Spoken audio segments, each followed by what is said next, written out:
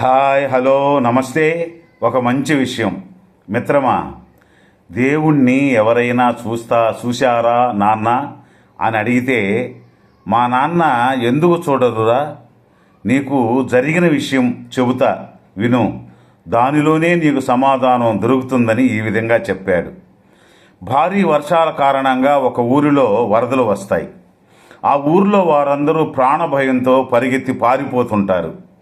కానీ ఒక పెద్ద ఆయన మాత్రం, దేవుడా, నేను నీ పరమ భక్తుణ్ణి, స్వయానా నువ్వు వచ్చి కాపాడేంత వరకు నేను ఇక్కడ నుండి కదలను అని మొండికేసి కూర్చుంటాడు.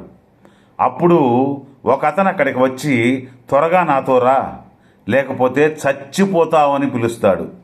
ఇతనేమో ఏమీ పట్టించుకోకుండా అలాగే ఉంటాడు. వరద ఇంకా ఉధృతమవుతుంది.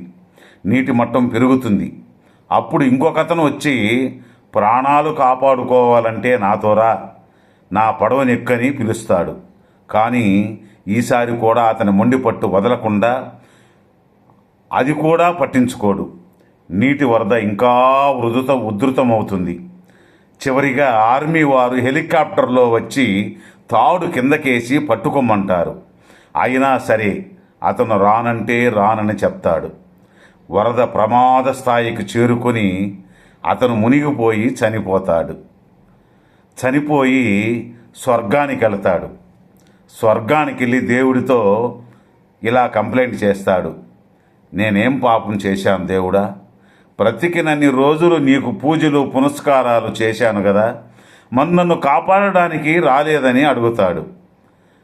అది విన్న ఆ దేవుడు ఒక చిన్న నవ్వు నవ్వి, నేను 3 సార్లు 3 రకాలుగా నిన్ను కాపాడడానికి వచ్చాను, కానీ నువ్వే రానంటే రానని మొండికేశావని అంటాడు. కాబట్టి దేవుడు ఎప్పుడైనా ఎక్కడైనా ఏ రూపంలోనైనా రావచ్చు, కానీ మనిషికి ఆ రూపాన్ని గుర్తించగలిగే గుణం, శక్తి కలిగి ఉండాలి అని చెప్పాడు. అదే భగవంతునికి ఒక రూపమంటూ లేదు, అన్ని రూపాలు ఆ దేవదేవునివే అని తెలుసుకునే జ్ఞానం మనకుండాలి అని చెప్పాడు మా నాన్న. విన్నారుగా. ఒక లైక్, షేర్ చేసి ఈ వీడియోని హైప్ చేయండి. ధన్యవాదాలు.